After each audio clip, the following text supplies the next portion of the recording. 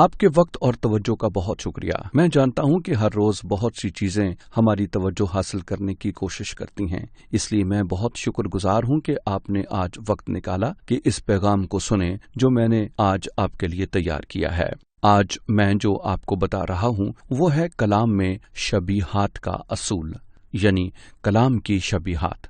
اگر ہم بائبل مقدس کے سنجیدہ طالب علم بننا چاہتے ہیں تو ایک چیز ہے جسے ہمیں سمجھنا بہت ضروری ہے۔ ہمیں یہ سمجھنے کی ضرورت ہے کہ کلام میں بہت سی ادبی قسمیں ہیں، جبکہ روح القدس تمام الہام کا ماخذ ہے۔ اس لیے وہی حتمی مصنف بھی ہے جس نے قدیم مشرق قریب کے لوگوں کے ذریعے لکھوایا، جنہوں نے اس دنیا کو ہم سے فرق انداز سے دیکھا۔ ان کا بات کرنے کا طریقہ بھی مختلف تھا۔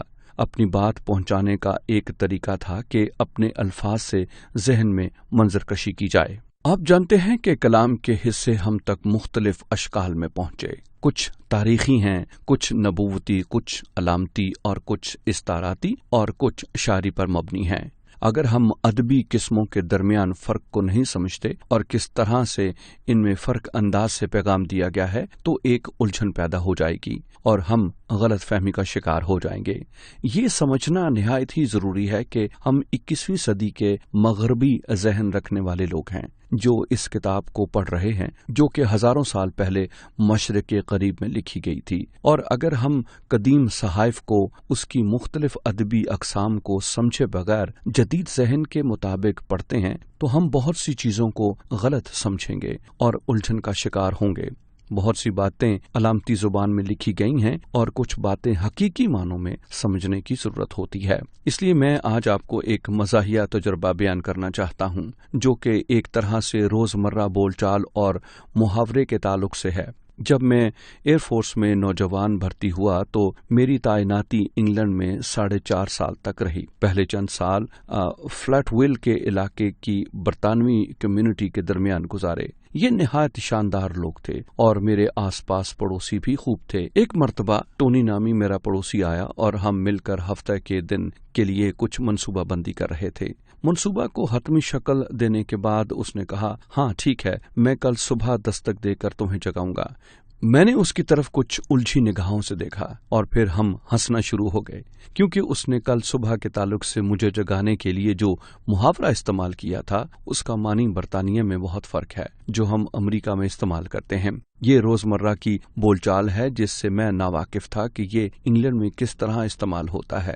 ہمارے پاس انگریزی میں اس طرح کی روزمرہ کی اور بہت سی مثالیں ہیں، کیونکہ یہ اتنی عام ہیں کہ ہم ان کے بارے میں سوچتے بھی نہیں۔ مثال کے طور پر ڈیوڈ بے سر مرغی کی طرح ادھر ادھر بے مقصد بھاگ رہا ہے، یا پھر بلیاں اور کتے برس رہے ہیں، یا دوست یہ ٹرک بہت گرم ہے، یا تھوڑے ٹھنڈے ہو جاؤ، تم مجھے بلا وجہ پریشان کر رہے ہو۔ یہ وہ باتیں ہیں جو ہم سنتے ہیں اور ہم جانتے ہیں کیونکہ یہ ہماری روزمرہ کی گفتگو کا حصہ ہیں۔ اسی طرح سے کلام مقدس میں بھی اسی طرح کی چیزیں موجود ہیں جو کہ اس زمانے کے لوگوں کی گفتگو کا حصہ تھیں جن سے وہ بہت اچھی طرح واقف تھے، لیکن آج ہم ان سے واقف نہیں۔ یسوع نے اپنے شاگردوں کو کہا، میرا جوا اپنے اوپر لے لو کیونکہ میرا جوا ہلکا اور ملائم ہے۔ جی تو یہ ہمارے لیے ایک عام خیال ہے کہ اس کا مطلب یہ ہے کہ یسوع مسیح ہماری روزمرہ کی زندگی میں مدد کرنا چاہتا ہے، لیکن ان کے لیے یہ بات ایک بول چال کی زبان تھی،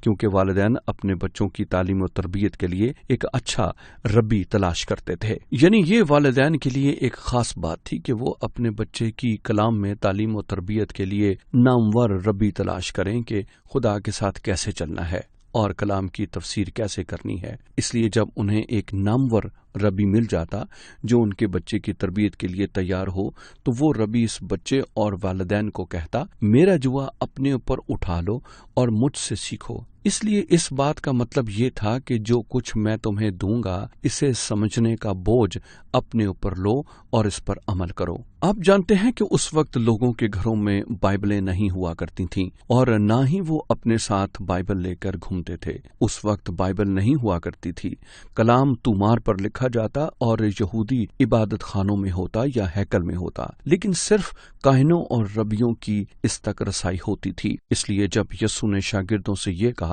تو یہ بات ان کے لیے خوش آئند تھی۔ क्योंकि शागिर्द यहूदी माहौल में पले बढ़े थे और मूसवी शरीयत उस वक्त नाफजुल अमल थी। इसलिए मूसवी शरीयत को शरीयत की किताब बनने में वक्त लगा था, ऐसी किताब जिसमें 600 से जायद कवानीन थे। इसलिए जब यीशु ने कहा कि मेरा जुआ अपने ऊपर ले लो और मुझसे सीखो, तो ये बात उनके लिए बहुत ही खुश आइन थी। इसी तरह जब कोई रब्बी बच्चे से कहता कि मेरा जुआ अपने ऊपर ले लो और मुझसे सीखो, तो इसका ये मतलब होता कि मेरे साथ जुए में आओ और कलाम की मेरी तफसीर सीखो और इसे अगली नस्ल में भी मुंतकिल करो। अब जुआ क्या है? ये ऐसी चीज है जिसे ज्यादातर लोग अब रोजमर्रा जिंदगी में इस्तेमाल नहीं करते। बाइबल का जमाना काश्तकारी का दौर था।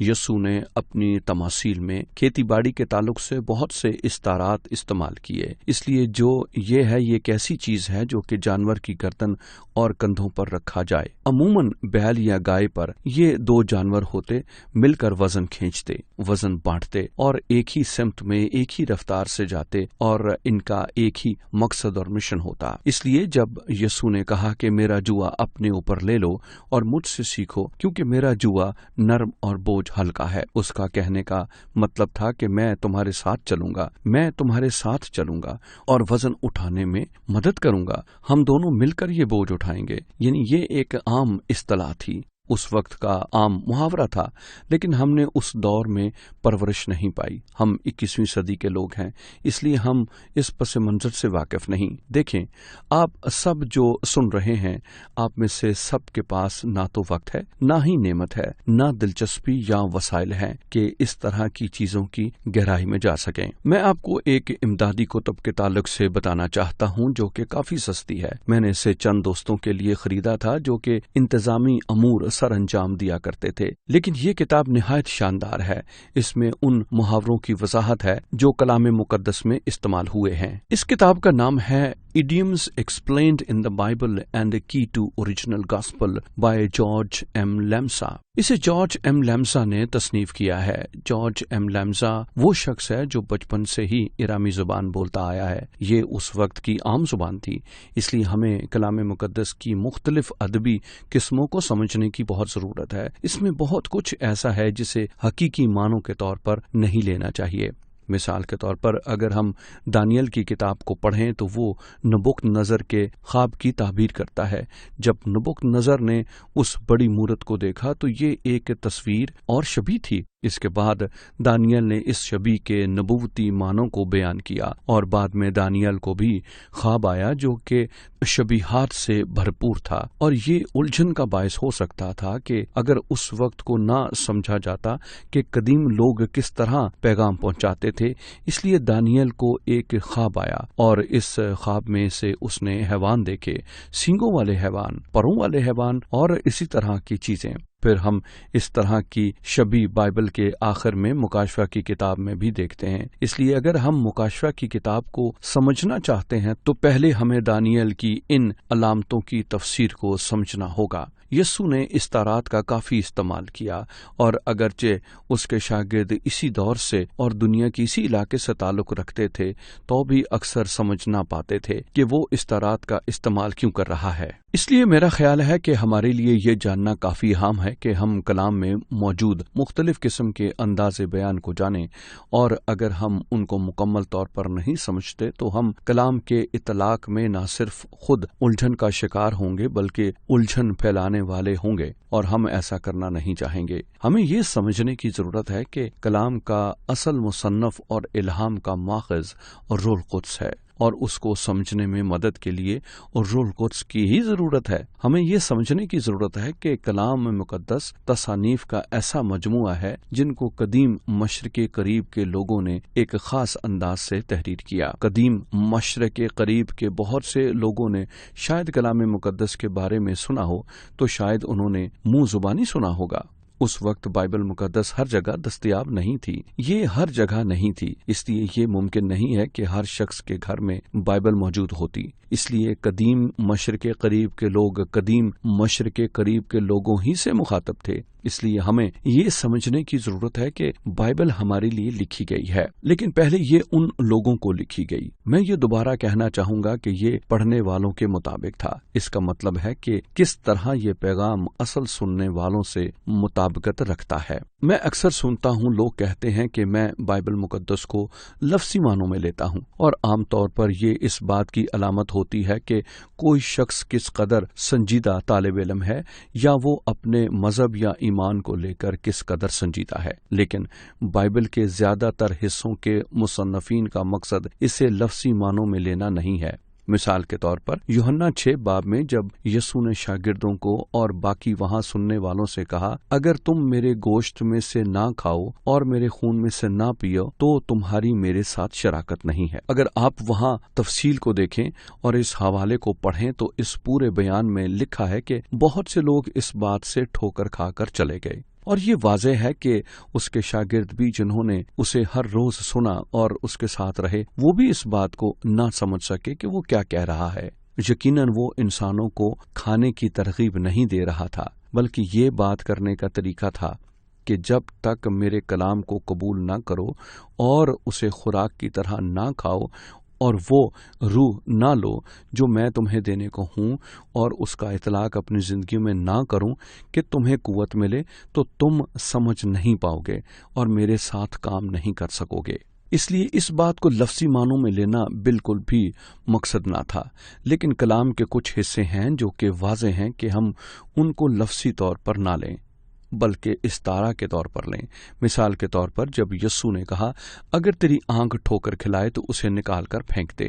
دیکھیں، اگر ہم اسے لفظی طور پر لیں تو ہم میں سے بہت سو کی بلکہ تمام کی ایک ہی آنکھ ہوگی، اور شاید دونوں ہی نہ ہوں۔ لیکن ہمیں سمجھنے کی بہت ضرورت ہے کہ وہ یہ نہیں چاہتا کہ ہم سچ میں اپنی آنکھ نکال دیں۔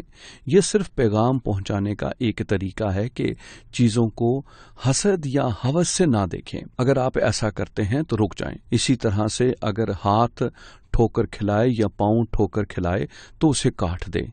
ہم اس دنیا میں بغیر ہاتھ پاؤں کے نہیں رہ سکیں گے، لیکن یہ واضح ہے کہ ہم جانتے ہیں کہ یہ ایک محاورہ ہے یا علامتی زبان ہے، اور ہم اسے لفظی طور پر نہیں لیتے، کیونکہ سچ تو یہ ہے کہ ہم میں سے ہر کسی نے ہی کسی چیز کو بری نگاہ سے دیکھا ہوا ہے، اور اگر ہم اسے حقیقی معنوں میں لیتے تو ہمیں اپنے جسم کا کوئی نہ کوئی عضو کاٹنا پڑتا۔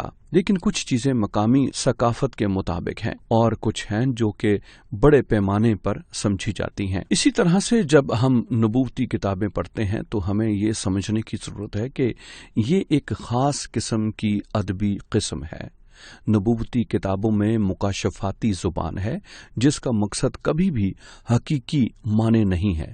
مثال کے طور پر کچھ چیزیں جو ہم مکاشفہ کی کتاب میں دیکھتے ہیں ان کی تفسیر ہم پرانے عہد نامے میں سے اسی طرح کی علامتی مثالوں کی بنیاد پر کر سکتے ہیں، یعنی جہاں تک ممکن ہو کلام کو کلام کی تفسیر کرنے دیں۔ میں صرف آپ کو یہ بتانا چاہتا ہوں کہ آپ ان چیزوں کو فرق اور ایک نئے انداز سے دیکھیں اور پہچان حاصل کریں کہ کلام کی یہ چھوٹی چھوٹی باریکیاں ہیں۔ اگر ہم ان کو واضح طور پر سمجھیں تو یہ بہت سی الجھنوں کو مٹا دیں گی اور بہت سے غلط خیالات ختم ہو جائیں گے۔ اس لیے ہمارے لیے ایک چیلنج اور ارشاد اعظم میں ہمارے لیے ایک بڑی بات یہ ہے کہ ہم سب لوگوں کو شاگرد بنائیں، سب قوموں میں سے شاگرد بنائیں، اور اس کام میں ہم اس طرح مددگار ہو سکتے ہیں کہ ہم پہلے خود شاگرد بنیں تاکہ شاگرد بنانے میں معاون ہو سکیں، اور شاگرد وہ ہیں جو سمجھ رکھتے ہوں، وہ کلام کی تعلیم اور یسوع کی تعلیمات پر